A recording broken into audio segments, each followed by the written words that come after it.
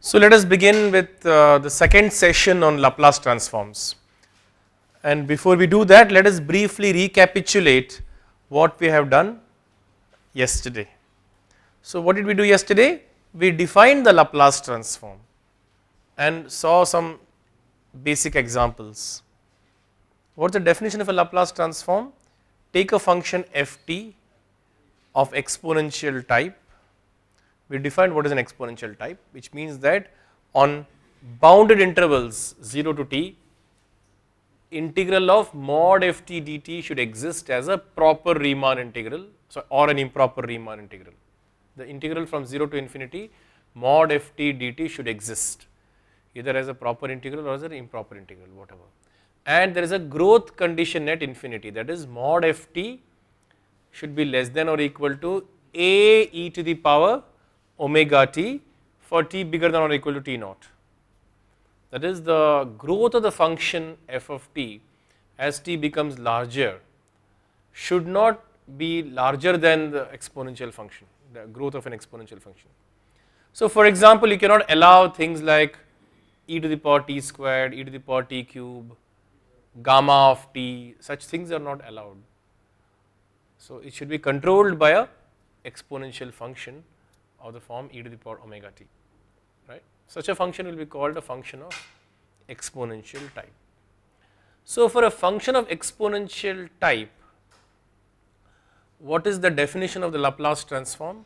Laplace transform of f equals integral 0 to infinity f of t e to the power minus st dt, correct. It is nothing but a superposition of exponential functions e to the power minus st, where s varies over an interval, okay. And when you take a continuous superposition, you have to have a density function, and the density function here is f of t, correct. So this is simply a generalization of what we have done earlier, c1 e to the power omega e to the power alpha 1 t plus c2 e to the power alpha 2 t. Like, when you solve ODEs, we took finite linear combinations, and now we are allowing infinite or even continuous linear combinations. And so it's not surprising that the theory of Laplace transforms is very useful both in ODEs and PDEs. One of the very powerful techniques for analyzing differential equations. So, all right, and then we saw some elementary examples, right. Laplace transform of t to the power a was gamma a plus 1 upon s to the power a plus 1. This we were able to show was valid for a bigger than 0, of course, but then you can also have things like 1 over root t, 1 over a should be bigger than minus 1. So Laplace transform of t to the power a is gamma a plus 1 upon s to the power a plus 1, and is true for a bigger than minus 1. You can even allow a to be a complex number, but then the real part of a should be bigger than minus 1. We saw this. Other thing that we saw was what? Laplace transform of e to the power at. Let's wait for let's pause briefly to for these people to enter and settle down. The other thing that we saw was Laplace transform of e to the power at. What was it? 1 over s minus a. And then we saw Laplace transform of sin t and cosine t, sin omega t and cos omega t, etc. Now our philosophy has been that trigonometric functions are special cases of exponential functions, that is, they are trigonometric functions are complex exponentials. So we should be able to derive the Laplace transform of sin omega t and cos omega t from the Laplace transform of e to the power I omega t and e to the power minus I omega t. In other words, we want to compute the Laplace transform of e to the power at for a complex. We saw that there was some grave difficulties, and that the correct procedure to do that would be to use complex analysis. That is the correct way to do it, and we have done it yesterday. And we explained why we simply cannot proceed formally or naively by making a substitution S minus AT equal to U. Such a procedure, although gives you correct results, is mathematically unsound. Okay. And more generally, we can calculate Laplace transform of t to the power k e to the power at. We did that. We allowed the a to be complex and t can be any real number bigger than minus 1. Suppose if k is minus 1, then I will get a divergent integral. That cannot be allowed. I can even allow the k to be complex, but then that becomes even more complicated. We will have to then again re-examine the proof and so on, but we will stop at k real and a to be complex in this formula. Okay. We did all these things. Now let us proceed a little further, shall we? Any questions on what we have done last time? Any questions on whatever we have discussed yesterday? We saw some points in the Cauchy's formula, why the complex substitution in real integrals gives you wrong results. We saw examples of that. And then when k is not an integer, right, t to the power k e to the power at, even in this example, when k is half or 1/3 or something like that, then we have to make an indentation at the origin in the procedure, right. Historical background on Laplace transforms. Well, that I will give you a reference for that. That will be better, right? Rather than discuss this in detail. So, well, actually, it's a long and sort of convoluted thing actually. So, secondly, I myself am not very familiar with it.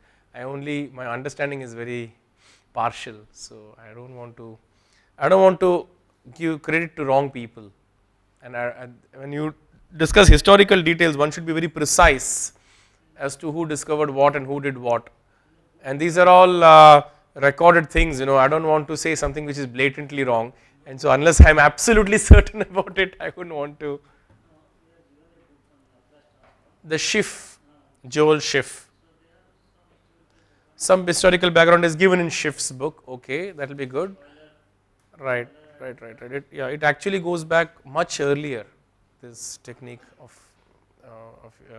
doing exponentials. And then there is also this Fourier transform, which is closely related to Laplace transforms, and it's not very clear how to separate those two things, those two ideas. There are books which deal exclusively with Laplace transforms. In fact, one authoritative account on Laplace transforms is the book by Deutsch.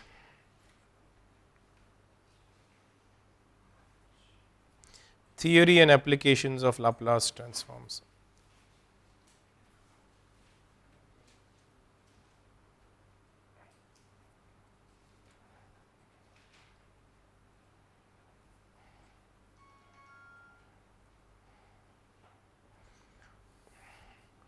This is a exceedingly authoritative account of the subject. Deutsch has written several books on Laplace transforms, and he is a authority, world renowned authority on the subject. So, we can look at some of these things and we can actually dig out some very authentic sources and find out what trace its history. Okay. All right. So, Deutsch book I have issued from the library, and I will be happy to show it to all of you. We will discuss. There is also Mellin transforms, there is Hankel transforms, and there is a whole lot of transforms, and these transforms are all related to one another, and then there are very deep connections between them, right. So, it is a long, it is a very long subject actually. See, if you look at, if you allow the S to be a complex number in the definition of a Laplace transform, then there is essentially no difference between that and the Fourier transform. The distinction between Fourier transforms and Laplace transforms in some sense disappears when you complexify everything, and that study of Fourier transforms is very vast, and so okay. So now let us look at the uniqueness theorem. Suppose f and g are two functions of exponential type such that Laplace of f equal to Laplace of g, then f equal to g almost everywhere. That is, f and g are equal except on a set of measure 0. Now you are going to ask me what is the set of measure 0, we will discuss it presently. But first let us make an observation. Suppose you take a function f and you obtain f tilde by altering the value of f at say finitely many points, right. After all, you are integrating, you are computing the integral of e to the power minus st f of t dt, correct. So, suppose I change the value randomly at, let us say 27 points, the integral is not going to change, the function has changed. Two functions which are equal except at finitely many points will have the same Laplace transforms, correct. So, when I say that recover the function from the Laplace transform, what do you mean by that? It is not unique, several functions have the same Laplace transforms. For instance, if two functions differ on a finite set, they have the same Laplace transform. So, when you say recover the function, what do you mean by that? The problem as it stands is not very clear. Now, you might even realize, you might even say that two functions could differ at infinitely many points and still have the same Laplace transforms, right. So, the set of points could be the set of natural numbers, f and g may have the same values except at 0, 1, 2, 3 etc. Then again f and g have the same Laplace transforms, right, and the set does not have to be discrete like 0, 1, 2, 3. It could even have limit points, even then the integrals may not change. What is the ultimate result in that direction? Finite is certainly not the end of the story. Two functions can differ even at infinitely many points such as 0, 1, 2, 3 etc. It can, and the set of points where two functions differ may even have limit points, even then the integrals may be the same, correct. So, what is the ultimate answer? The answer is given by measure theory. So, first let us understand what is the set of measure 0. What is the set of measure 0? Yeah. So, can you come up with a reasonable definition of a set of measure 0? Suppose I take a set. Do you believe that whatever be the notion of measure, a finite set should have measure 0? Whatever, by whatever definition, and our set of natural numbers must have measure 0, correct? Whatever be your definition. Now what about the set of rational numbers? Now you are not too sure because they are dense in the reals, right? So now you have to be careful as to how you define your measure.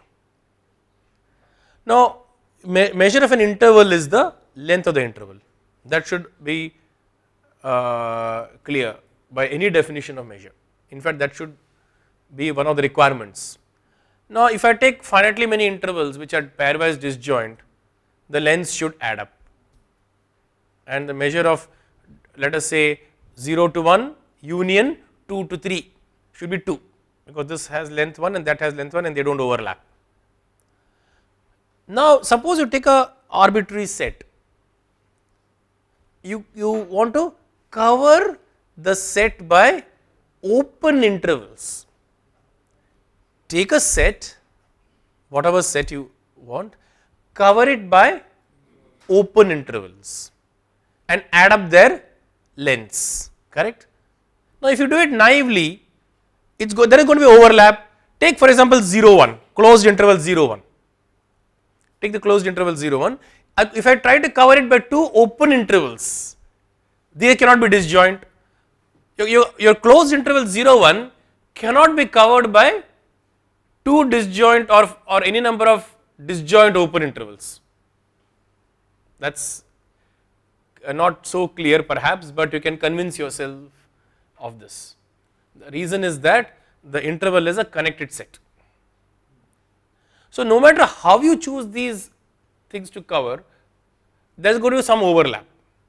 But if you start looking at the set of all possible coverings, then I could make the overlap smaller and smaller, and then you can get a better and better approximation for the length, correct.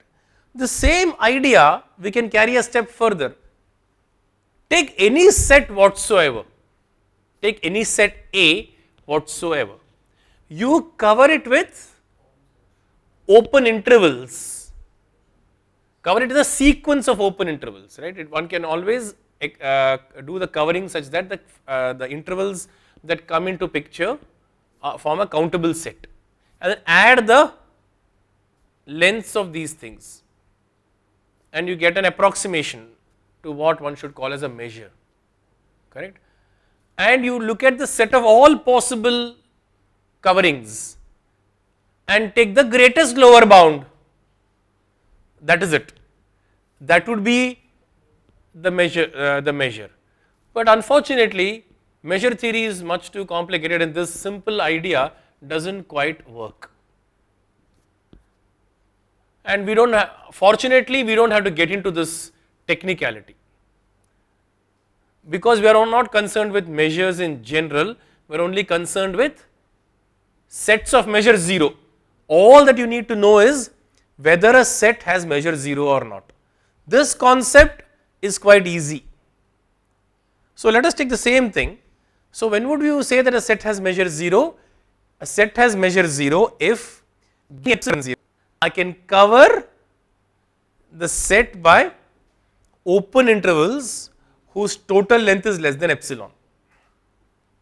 That is, these approximations, that is, I take the set, I cover it with open intervals and I find the length of the sum of the lengths of all the intervals covering the set, and this approximation should be made less than epsilon.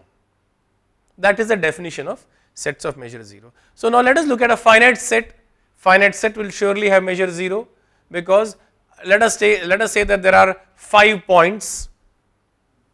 So, there are 5 points located, cover them by intervals of length epsilon by 5, epsilon by 5, epsilon by 5, epsilon by 5, epsilon by 5, correct, and their lengths add up to less than epsilon, correct.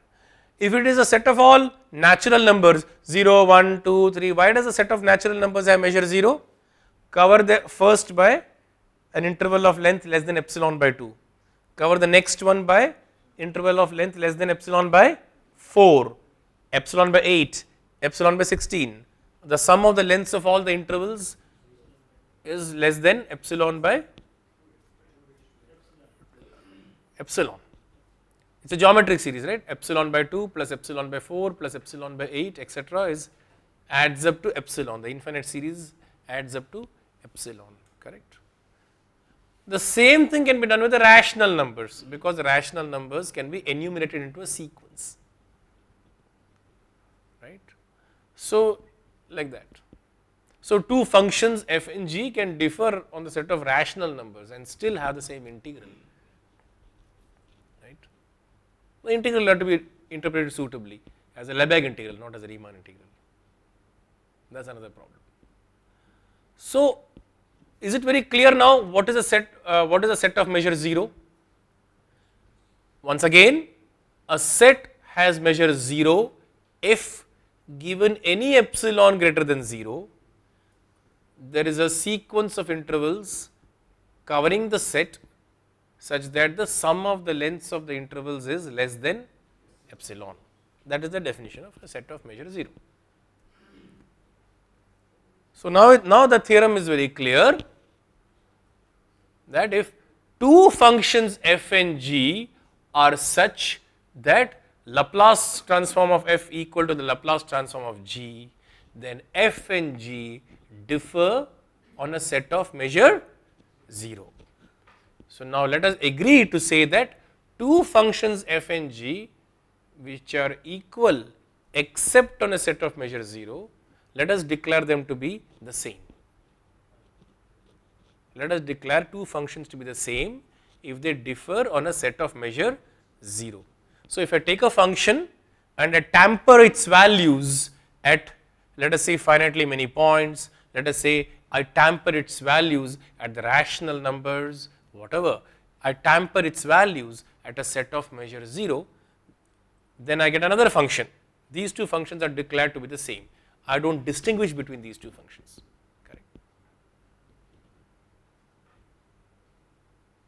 So, now once we agree on this, then we can talk about the inverse Laplace transform.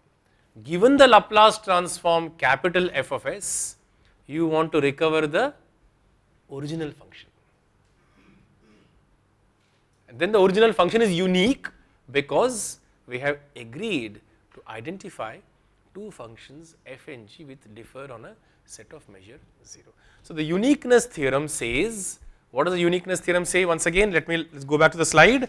Uniqueness theorem says that suppose f and g are two functions of exponential type such that LF equal to LG, then f equal to g almost everywhere. Since f equal to g almost everywhere, f equal to g as far as we are concerned, we have declared f and g to be equal. So, I can say that the Laplace transform uniquely determines the function. Now, now we are no more interested in this ambiguity. In other words, what you are saying that this ambiguity is irrelevant, is of no consequence.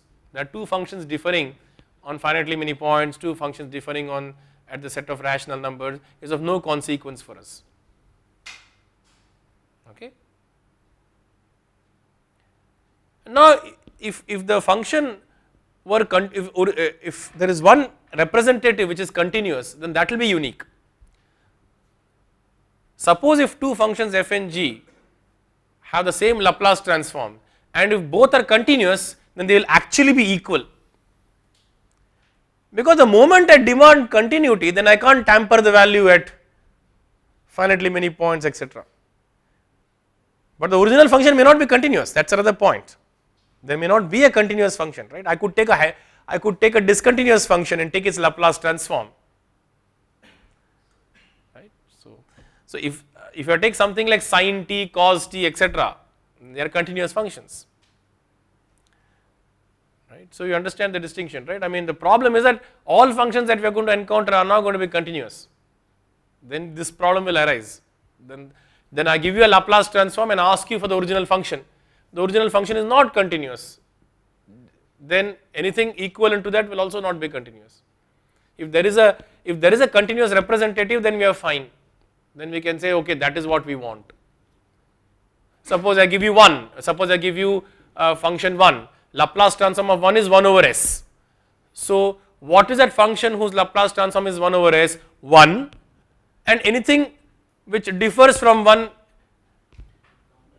at, let us say, set of measure 0, but 1 is continuous, but anything I get from 1 by tampering its values on a set of measure 0 will be discontinuous. So if I demand that give me a continuous function whose Laplace transform is 1 over s, then the answer is unique, the constant function 1. So in this case there is a unique answer, right, but in other cases there may not be a unique answer. So suppose I take a function to be, let us say, 1 between 0 and 1 and 2 from 1 to infinity, that is I have taken a step function, then I cannot expect a continuous representative, right. You understand the What's the gist of the problem? Okay. We can only talk about the original function up to sets of measure 0. In other words, we are talking about an equivalence class. We are talking about an equivalence class where two functions are equivalent if they differ on a set of measure 0. This is an equivalence relation, and the original function is not a function but an equivalence class is what we recover. And if this equivalence class may or may not contain a representative which is continuous. If it contains a representative which is continuous, then that representative is unique. Right? This is a summary of the whole thing. So the problem of inverting the Laplace transform should be understood correctly. So now I hope that is well understood. Okay. So let us now take a few examples. Write down these functions. Just write the functions. Okay. Find L inverse or something. Just quickly jot down these functions for you to do the exercises. S cube upon s to the power 4 plus a to the power 4. They are all rational functions, as you can see in this case. I have given you 1, 2, 3, 4, 5, 6 rational functions. Another thing that you see about these rational functions, what can you say? They are all proper fractions, right? Degree of the numerator is less than the degree of the denominator. None of them is of the form s cube upon s squared plus 1, that does not appear in the list. Why? We shall see later. All these functions have the property that when s goes to infinity, it goes to 0. So write down these 6 functions and let us try to recover the function whose Laplace transform is s cube upon s to the power 4 plus 4a to the power 4. We want a function whose Laplace transform is s squared minus omega squared upon s squared plus omega squared the whole squared, and so on. We want to recover the original function. Please hurry up. Okay. So now what is the procedure? The procedure would be to write down the partial fractions decomposition, correct? 1 over s minus a, 1 over s minus a squared, 1 over s minus a cube. So what is the function whose Laplace transform is 1 over s minus a? E to the power at. What is the function whose Laplace transform is 1 over s minus a the whole squared? T e to the power at. What is the function whose Laplace transform is 1 over s minus a the whole cube? T squared e to the power at, and so it goes. So if you write down the partial fractions decompositions, you are finished, and we can do the partial fraction decomposition over the complex numbers, correct? So your terms will be constant upon s minus a to the power k, and you know exactly what is that function whose Laplace transform is c by s minus a to the power k. It is t to the power k minus 1 e to the power at, correct? Or you might want to work with the real partial fractions. It is up to you. What do you want to do? Up to the, it is just a question of formatting, it is a question of taste. Okay. It is what you find easy, what the students find easy, etc. So let us take the first example, s cube. Don't write everything, please, it will take forever to do the problem. Just listen carefully what's going on, watch. I mean, this is very easy mathematics, partial fractions decomposition. You don't have to write the whole thing down, and I'm sure you're teaching all these things. So there's no need for you to write. This will be put up in the Moodle, you can have it all for yourself. Just watch the procedure and take it all in and learn it. So we want to take the first example, s cube upon s to the power 4 plus 4a to the power 4. I have chosen to factorize the denominator into a product of quadratic factors. Why? I could do it in linear factors also, but what will happen? The roots will be complex. I will have 4 linear factors with complex roots, or I could have 2 quadratic factors, right? A polynomial with real coefficients will always factor into linear or quadratic factors. If you want only linear factors, then you have to go over the complex numbers, otherwise I can work over the reals. I will either have linear factors or quadratic factors. So, here I have two quadratic factors, and then corresponding to the two quadratic factors I have the form or the partial fractions decomposition. Here is the structure corresponding to s squared plus 2as plus 2a squared. There will be a as plus b and a cs plus d. Our job is to determine the undetermined coefficients a, b, c and d, correct. So, you just clear the you just simplify, do the algebra again, and you will get as plus b into this business plus cs plus d into this business over here. That will be the numerator, right. So, that numerator should be equal to s cube, and then you equate the coefficients of s cube, s squared, s and constant. You will get 4 equations for a, b, c, d, and you have to get the value of a, b, c, d. So, you are completely familiar with this procedure, and this procedure has been carried out in this simple example, and the answer is written down in the last line. What is it? S cube upon s to the power 4 plus 4a cube equals 1/2 of s plus a by s squared plus 2as plus 2a squared plus s minus a divided by s squared minus 2as plus 2a squared. Is that clear? Any doubts on the procedure? It is absolutely routine, and I will also leave it as an exercise for you to do, and please do this exercise. Let us discuss in the tutorials how to do the same problem with complex factors. Please factorize the denominator into complex factors, and let us write down the partial fractions expansion, and let us compare the two procedures, which is easier. I think this is something that I will relegate to the tutorials. This problem of decomposing into partial fractions is not something to do with differential equations per se. It is clearly a algebraic problem, and so let us relegate it to the tutorials, the details of the procedure. But please work out the same exercise with complex linear factors, okay? And I'd like to understand the merits and demerits of the two methods, all right. So, now let us proceed and let us see what the form is. So, this is the decomposition s plus a by s plus a the whole squared plus a squared, s minus a upon s minus a the whole squared plus a squared. Now, what is the function whose Laplace transform is s plus a by s plus a the whole squared plus a squared? What is the Laplace transform of cosine of a omega at? Cosine of at has Laplace transforms s upon s plus s squared plus a squared. So, the Laplace transform of e to the power minus at cos at will be exactly s plus a upon s plus a the whole squared plus a squared, and the Laplace transform of e to the power at cos at will be s minus a upon s minus a the whole squared plus a squared, correct. So, that is what it is. So, you get Laplace of cos of at cosh at, that is the answer. Cos at cosh at is the final answer. Is it clear? Is the procedure clear? So, when it comes to rational functions, the problem is completely done. What is the procedure again? Let us go over it in a nutshell.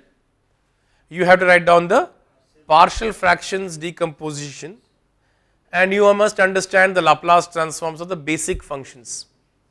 Laplace of e to the power at is 1 over s minus a, Laplace of t e to the power at is 1 over s minus a the whole squared, etc. Correct. Laplace of cos at is s upon s squared plus a squared. Laplace of e to the power bt cos at. Laplace of e to the power bt cos at is what? S minus b upon s minus b the whole squared plus a squared. What is the Laplace transform of e to the power minus bt cos at? S plus a upon s plus a the whole squared plus b squared. So, if you understand these things, you are through pretty much. So, recovering the original function is completely solved when the Laplace transform is a rational function, correct. This is an exceedingly important special class. For rational functions, how do I recover the Laplace transforms? Now, let us go to the next one, Laplace transforms of derivatives. Suppose if f and f prime are both functions of exponential type, that is, they are both Laplace transformable, then Laplace transform of f prime equal to s times the Laplace transform of f minus f of 0. Please write down this formula, just the formula. The proof is an absolute triviality, you have to simply integrate by parts, that is all. There is nothing else in it. You just write down the formula, do not write down the whole proof, reconstruct the proof by yourself, it is very simple, correct. Now, one can repeatedly integrate by parts and you can write down this formula, the second last one. Laplace transform of f double prime is s squared Laplace transform of f minus s f 0 minus f prime 0. Laplace transform of f triple prime is s cube Laplace transform of f minus s squared of f of f 0 minus s f prime 0 minus f double prime 0. So, write down these three formulas, second formula, third formula. Please write down these three formulas, there is no need to write anything else. And how do you get these formulas? By integration by parts. You do the Laplace of f prime first and you can keep iterating, right.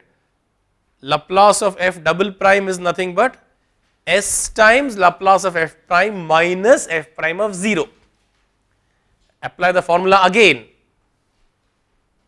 So, just iteratively you can get the subsequent ones. The only thing that you have to do is get the very first one. So, you have written down the formulas, right. So, how does the general formula look like? The general formula looks like this.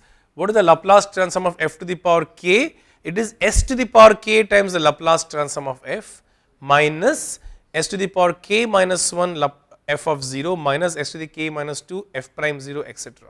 So, look at the right hand side, it is s to the power k Laplace transform of f minus sums of the form s to the power a bth derivative of f at the origin, correct, such that the exponents a plus b adds up to k minus 1,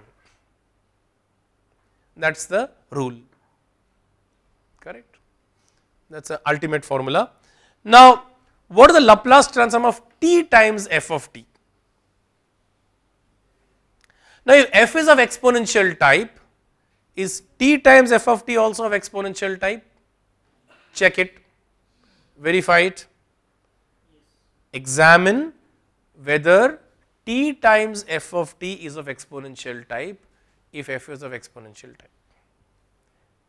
Examine whether t times f of t is of exponential type when f is of exponential type,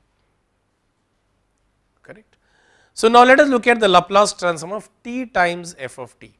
It is integral 0 to infinity t e to the power minus s t f of t dt. But t e to the power minus s t can be written as del s of e to the power minus s t, correct. And we have discussed this business of differentiating under the integral sign for improper integrals, right, the dominated convergence theorem, that is the dominated convergence theorem. If this is not clear to you, please ask me during the tutorial class and we shall discuss it. What is the dominated convergence theorem and how do you arrive at this formula for differentiating under the integral sign? So, we can pull the del s outside the integral, get minus d ds integral 0 to infinity e to the power minus s t f of t dt. So, the formula is Laplace transform of t f of t is minus f prime of s. This is the last formula, please write down the last formula, that is all that you really need, rest is just routine, all right. Clear? May we proceed? All right. Generally, what will happen? Laplace transform of t to the power k f of t equals minus 1 to the power k kth derivative of capital F. This is a formula.